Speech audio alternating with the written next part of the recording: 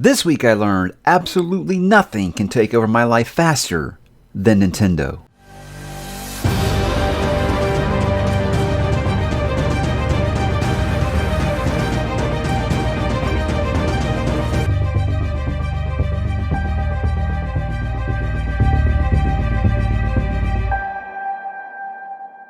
Hey, what's up, bookworms? Mike back with another weekly update. We're hitting the halfway mark, I say, of May. Another month that is just zipping right by. I'm very behind on my plans, but these are things that are going to happen from time to time because you do want to remember sometimes still live your real life, right? And that's what we're going to talk about. We're going to begin, guys, like usual. Let's talk about what am I reading. Well, I told you last week I kind of started Dark Age, still working on that. Here's the thing. This is the slowest I've gone through a Red Rising book on this reread. Almost about 300 pages in. Because, guys, I'm going to tell you something about this book. One, I think it's the one that was kind of the hardest to binge, even though I know that I said that the first time I read it, I flew through it so fast. I wasn't working then. I was still putting myself through school again and doing this channel. That was really all I was doing and taking care of kids. So I had a little extra time. So I would kind of do that. But here's the deal. I was getting kind of depressed reading it. Now, let me explain. We feel like we haven't seen the sunlight here in Houston in like 2 months. We've just had nothing but rain, gray skies, overcast every single day. After a while, I feel like that kind of affects your mood. The thing about Dark Age is I do feel like you kind of need to be in a good place when you're reading it because it can kind of send you off an edge a little bit because it's just so dark and bleak and hopeless at times, especially in the early parts of the book. On a little planet called Mercury. Now, that is not a detriment to the book at all. I'm just saying, I think you should be in high spirits when you're reading it, because it is probably one of the most hopeless feelings that you'll ever get reading that little portion on Mercury in Dark Age. And that has held up from my first read onto this one. So I said, I want a quick little break, kind of something to, because you try to plow through it when you're already kind of feeling a little down. And I feel like that'll cause a reading slump. And I don't want that to happen, obviously, because I got a lot of thick books to read this month. So I said, how about the one quick one that I was going to do this week, my burner, and that one is going to be Desert Places by Blake Crouch. Guys, this gentleman just does not miss. I read this book in about 24 hours. Now, Desert Places, what is actually quite fascinating about it is a little less science than we've gotten used to with Blake Crouch. He's got more microcrime as he comes along. This one is a little more cop thriller kind of. I don't really say like cops. There's not even a cop really that takes place in this, except when one of our characters gets pulled over. But kind of like that, just that detective crime drama thriller kind of thing. And I love this, guys. He wrote it when he was 19 years old. And I flew through this. What I said this was basically is like, imagine Misery by Stephen King, but the person that was holding Paul hostage and making him do stuff was the judge from Blood Meridian by Cormac McCarthy. I think that's the perfect comparison because it is some dark stuff. Now, here's what I'm going to say about that book, though. It's unlike some other Crouch stuff, guys. This was before he was super mainstream. There's some stuff that some people will DNF because it's such dark content. It's really messed up stuff. Nothing darker than like a Stephen King's done. But, I've had lots of people tell me they couldn't read Stephen King because they got grossed out. Very uncomfortable parts in that book. Several, in fact. And there are lots of trigger warnings I think should go along with that book. But, if you've been like me, you've become a full-on Crouch potato. Look, like I said, I've read, I feel like about 9-10 books by Blake Crouch now, and I've loved them all. So this guy is definitely one of my favorite contemporary authors. I think he's just excellent, and going backwards in his bibliography hasn't hurt as much as I thought it was going to, because most people do become better writers over time. They become more polished. But this was his first story that he ever wrote as a teenager. Quite fascinating that he was able to pull off such an amazing story that I just flew through. I can't wait to continue with the Andrew Z. Thomas Luther Kite series because it does end on quite a cliffhanger, and it was a very quick read. And man, that's something to really get your blood pumping if you're wanting to, like I said, avoid a little bit of a reading burnout, something like that. That might be happening to you. Crouch is always the way to go. So that really did kind of, okay, that cleared my mind a little bit. But instead of going back to Dark Age, I said I am going to start Lonesome Dove. Now, I'm reading both at the same time. Like, I've read, 50 pages of this. I read like 50 pages of that. That's kind of how it works. So I'm only probably about 100 plus pages in so far. Now, what I'll say so far about Lonesome Dove, you guys don't know, I love this. This is one of the greatest television miniseries I've ever watched. Watched it last year after putting it off for years. And I just loved it. I loved it so much. It's what made me say, okay, I'm finally going to get the book on my schedule. And thus far, I feel like, okay, I can see what they were doing with the adaptation because it feels very, very similar in that, you're focusing on these characters. Because, guys, like I said, like 125 pages, nothing's happened. Absolutely nothing. And I am engaged. I am enjoying every minute of it. You are just spending time with these old friends on this ranch. And I'm just going to go ahead and say I feel like Larry McMurtry might be a slice of life master because I've read several books this year where I felt like, look, I like slice of life, but I'm ready for you to get on with it. They could stay at this ranch the next, 1,000 pages, and I'm probably going to end up being happy. Now, obviously, I do know the story. I do feel like I know the characters because of the miniseries, and that's helped me put some faces with the names and things like that. But I'm enjoying the heck out of it, and I was thinking about, guys, doing my top 10 books of all time list for this channel, which I've never done. But I was kind of like, let me wait until I finish Lonesome Dove because I have a feeling it's going to end up being a contender when I'm done. But that's just early feelings. Who knows? Things can go one way or the other. But I don't think I've ever heard anyone say they didn't like this book, much less dislike it.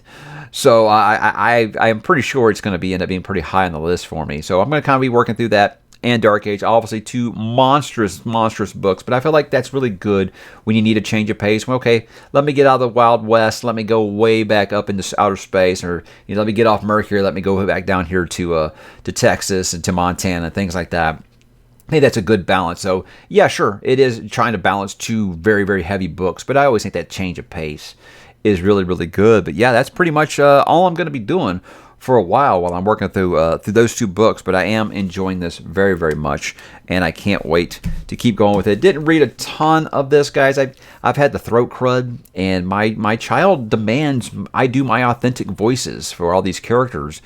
And when my voice was so bad earlier this week that like every single voice, he said they all sounded the same. And he didn't approve, so he just said, no, we'll just take a break. We're still only halfway through it, but like I said, yeah, with these the Percy Jackson books, it's not really a race or anything like that. So we're taking our time on those, and it's not a big deal. But we are still having fun with that universe, and I can't wait to continue getting back maybe somewhat into our regular schedule here this week. That leads me to what am I going to read, guys? Well, I've already told you. I'm reading two very, very large books, Dark Age and Lonesome Dove. That's all I'm going to be reading this week. So I feel like maybe I should make this like the kind of a makeshift news or happenings kind of segment of the show. I don't really know what to call it. Around the sci-fi fantasy verse. I don't know. Maybe I can come up with a new section in here. I haven't really thought about that until just now. Around the sci-fi fantasy verse. You guys like that? Yes? No? It's fine. It just really came out of nowhere. Anyway, I'm not married to it. So guys, Lightbringer, Pierce Brown. Finally did get in touch with Pierce Brown. He finally did get back on social media, and almost immediately I pinged him and he pinged me back, and he has agreed to come on the channel. So that was always kind of like one of my last bucket list authors to get on here, and I always knew he's the type that's a professional, big time professional. When he is writing, he stops doing all the side stuff. He gets off social media. Like he would still post a picture or two on Instagram in a story, but he would never really engage with anyone. He was never really just on there cutting up. And he was totally off Twitter. So the second he got back on Twitter, I messaged him, and he messaged me back and said, I owe you a chat. Let's get together. Let's get this happening. So we've kind of are working on a date right now. We've got a time. It's going to be sooner rather than you think. But here's the thing is, I have no idea yet. We're still working through things about if we're going to do that live. Does he want me to record it and release it closer to the release of Lightbringer? I'm not really sure. We haven't talked about it yet. But just these things are finally happening. And it does look like I am going to, because he did ping me yesterday for my address to send me a review copy of Lightbringer. So here's my deal. I want to finish Dark Age and Lonesome Dove, but all my other plans might go out the window if that Lightbringer review copy does show up. Because again, that's a book I've been waiting for 4 years, and I'm going to read that the second it's in my hand. So I got to make sure that I am through these two books by the time that it gets here. But that's really, really great news for me because Pierce, I met him at that book signing. Such an awesome guy. Obviously, it's one of my favorite series. He's one of my favorite modern writers. I cannot wait to talk more with him because when I talked to him in Dallas that one time, he was just such an awesome guy. I think it's going to be a really, really excellent conversation, and I can't wait to do it. Very, very excited about it. And one more thing, guys. If you guys got a little extra money, I got a suggestion for you. There were a lot of people on my Discord reading this series called Threadlight by Zach Argyle. And Zach has actually actually looked him up after this, and I said, hey, he's following me on Twitter. And so I started following him back, and we've had a few talks or whatever, and he was going to be doing a Kickstarter. And I was like, well, great, I don't have Threadlight yet. So he put out a Kickstarter recently for his Threadlight trilogy in a beautiful, beautiful hardcover edition, and it funded in like 20 minutes, you know. And here's the thing, now he's hit like all of his stretch goals. I think he's actually like making new ones because he's hitting so many stretch goals. Here's the thing, I think there's only like 3 days left, but I want to recommend that you guys get on that Kickstarter and get this edition, because the final edition that they're going to have is going to be absolutely stunning. It's going to be a steal for the money. So if you're like me and you're still looking to read Threadlight, I think that would be definitely the way to go. So I always try to support 1 or 2 authors per year, smaller authors per year on Kickstarter. Last year I did the Sword of Kaigen one that should be releasing this year, and this year I've done Threadlight, and of course Mr. Rakio's Sun Eater one. So I'm going to drop a link down below to his Kickstarter if you want to check that out. Like I said, like 3 days left as of recording this, and it's going to be a really, really handsome edition when it is finally done. You won't believe all the stuff he's packing in this because of all those stretch goals, but he does still have some available. So I say do that, and I hope it does come out this year, because I will put that on the schedule as soon as I get that in my hands, because I would love to read from that edition. And give Zach a follow on all the socials. Really, really awesome guy. Really is communicative with his fans and his readers. I really do always appreciate that out of an author. So how about this week on the channel, guys? Did get some things out there. We did our April 2023 book haul, which is always a lot of fun. Got to talk about this fancy new chair. I love this fancy new chair I got. And of course, all the things that were sent to me by authors and publishers and a few viewers and stuff. That's, again, I don't really need to tell you what exactly a book haul is, but it's always a lot of fun for me to show those things off and to tell you guys thank you so much for sending them and thinking of me. It means a ton. I've already got a bunch of stuff in May that you guys aren't going to believe. Some of the things that were sent to me in May. I'm completely overwhelmed still that you guys even watch, much less send me stuff. It really does hit me right here. Thank you so much. And I did a review for The Last War Trilogy by Mike Shackle. And the reception's been very strong. People were like, okay, you finally got me. I've been talking about this since I started reading them in February. Now, this was all credit to Petrick and the Brothers Gwyn for pushing this series on me. And they were right, guys. This was right in my wheelhouse. I said, as far as Grimdark series goes, I put this right there with the First Law and the Red Rising sequels, and some of the best quality Grimdark that actually gets Grimdark just right. Grimdark perfection is what I call it. And it's a finished story, you know, so you ain't got to wait. They're 3 books. They get longer as they go along, but they're really, really good. Amazing character arcs.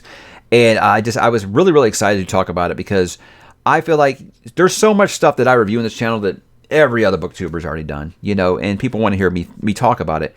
But this is one I still feel like is still really flying under the radar, and I like to get new eyes on some of these things. And I think The Last War is so underrated. Like, you look at the last book in that series, there's like under 300 ratings on Goodreads, and I don't understand. I was like, in this community, the people who like grimdark books, this should be a household name. It really, really is that good.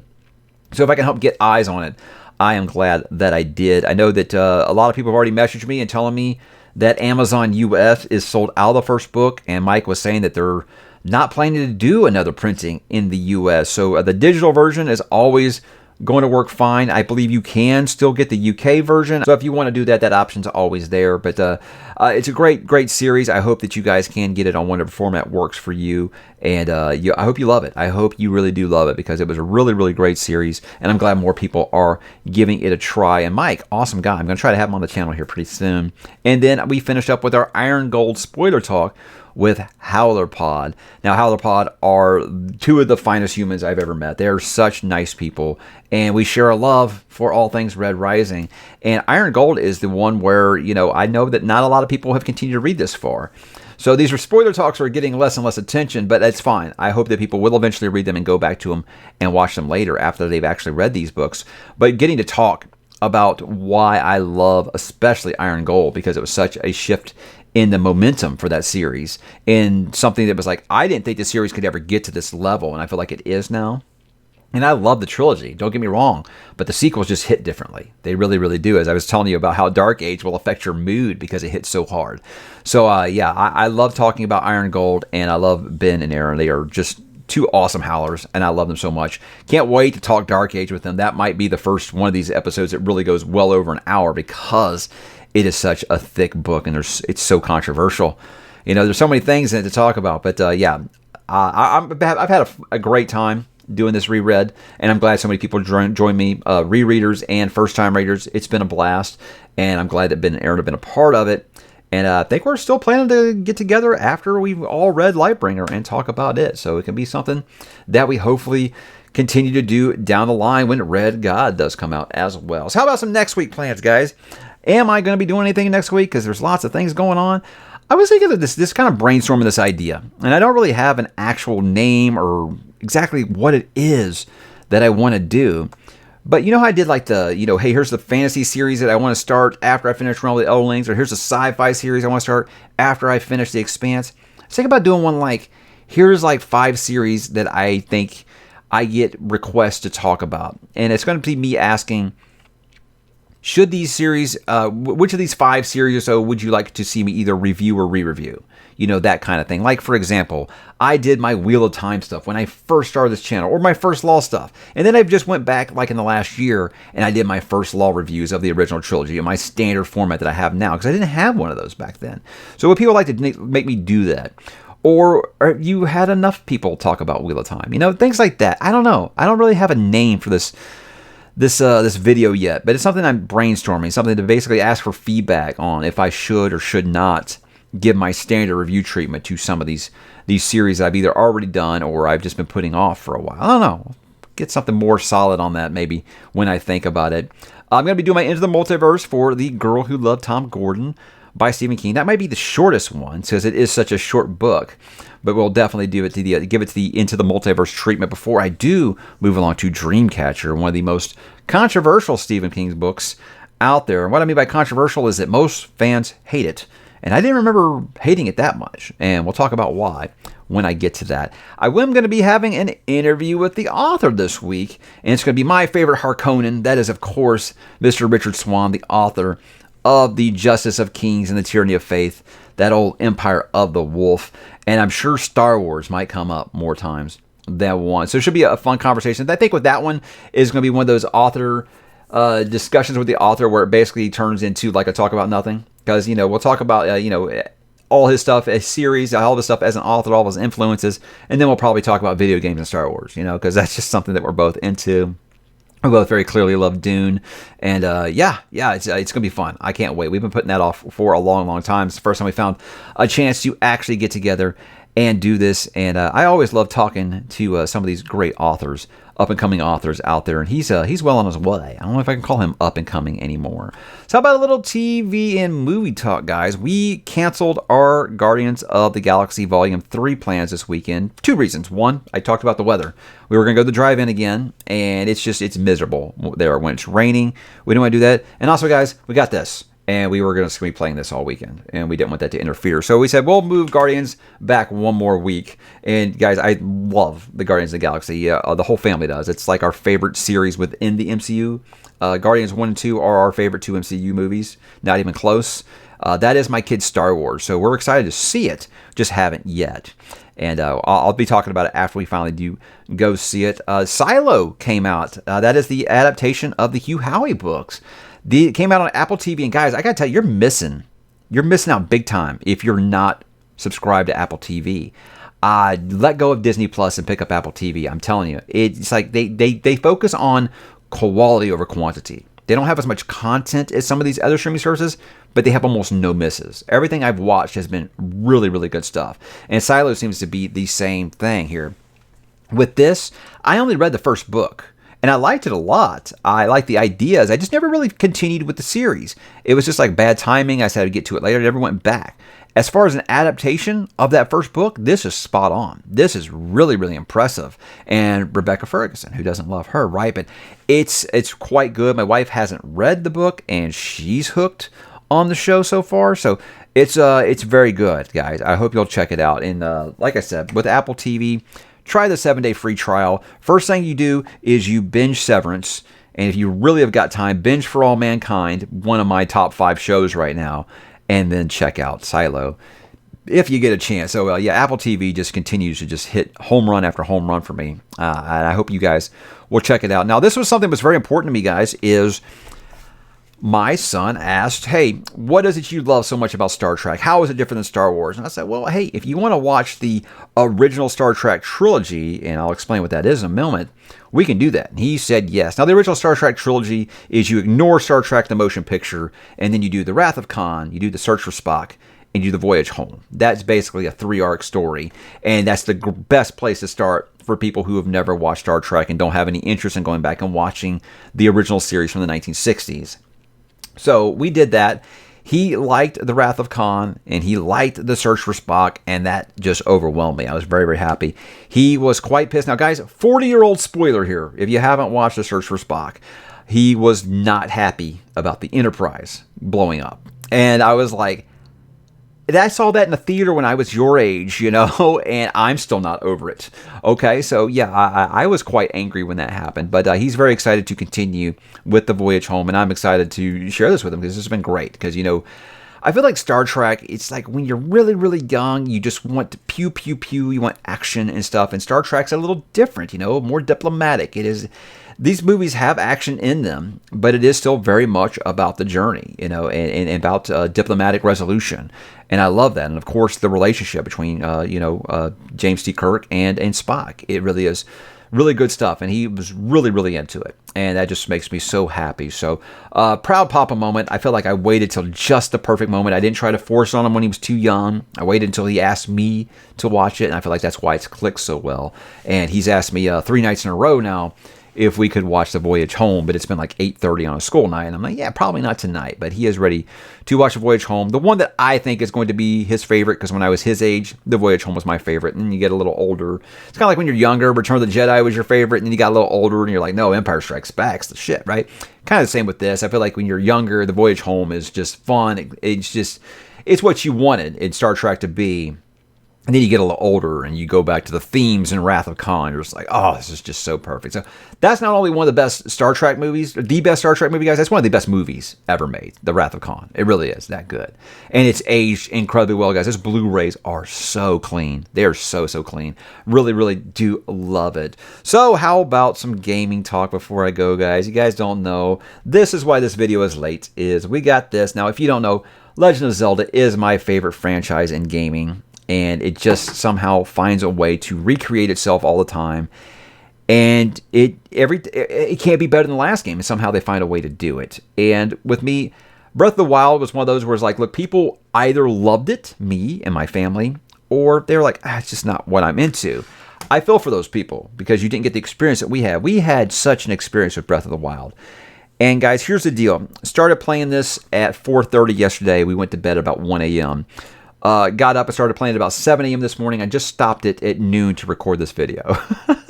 And they're playing it right now without me. So that's pretty much the plans for this entire weekend, because Zelda in my household is a holiday. It is something where we all just say, forget responsibility. We're doing this the whole time.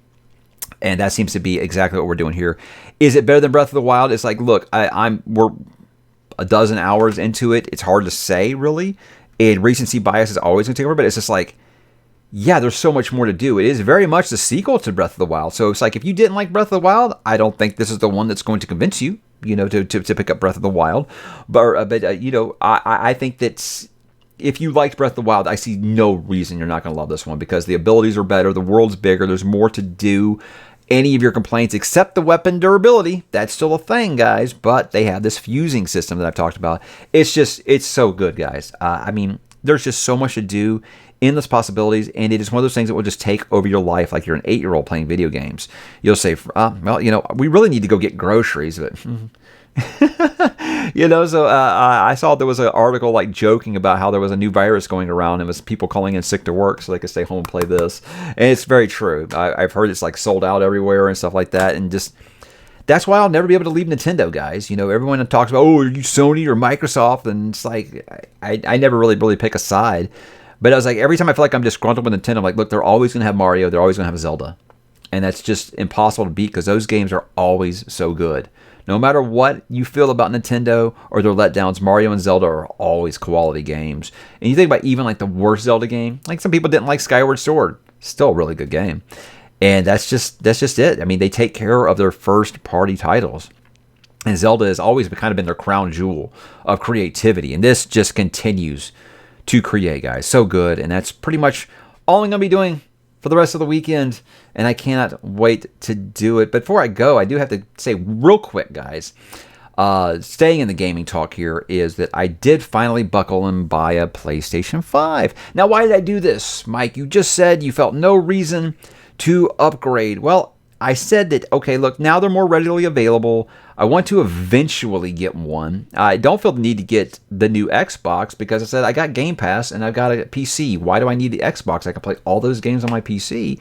So I don't need to do that. But with the PlayStation 5, there are still exclusives and things like that that I would like to get. So I said, look, my PS4 is coming up on 10 years old. I can't imagine it can last that much longer. So saw a really great deal at Sam's Club. You guys don't know what Sam's Club is. Basically, it's like a members only club. It's done by Walmart, and they give you the opportunity, if you own like your own business, they'll give you the opportunity to have a membership there where you can buy things in bulk for a membership fee and things like that. But once in a while, they'll have something that you can buy not in bulk. And I walked by and I saw they had the God of War PlayStation 5 version, and it had an extra controller and a charging stand. And while I was in the store, I looked at the cost, and I looked it up on my phone on Amazon. It was the exact same price without the second controller, without the charging station. That's like $150 value right there. So I looked at my wife. I was like, gee, should I? And she's like, well, doesn't it have a 4K Blu-ray player? And I'm like, yeah. She's like, didn't you want one of those? I'm like, yeah. And she was like, two birds, one stone. And guys, that right there is why we're still married. That's why we're still married. So the couples who play together stay together, right, guys? So that was my weekend, guys. I had so much fun playing Zelda. Hopefully soon I'll have fun playing PlayStation. It's just you never grow out of it, guys. It just is what it is, and I don't even feel bad about it because I get to share it with my kids now too. We're all playing Zelda as a family and having a great time with it, and I'm sure we'll continue to play all these games as a family until eventually they're too cool to play with their nerd parents anymore. So guys, how was your weekend? Why don't you drop in the comments and let me know what you're watching, what you're reading, what you're listening to, what you are playing, and I will talk to you there.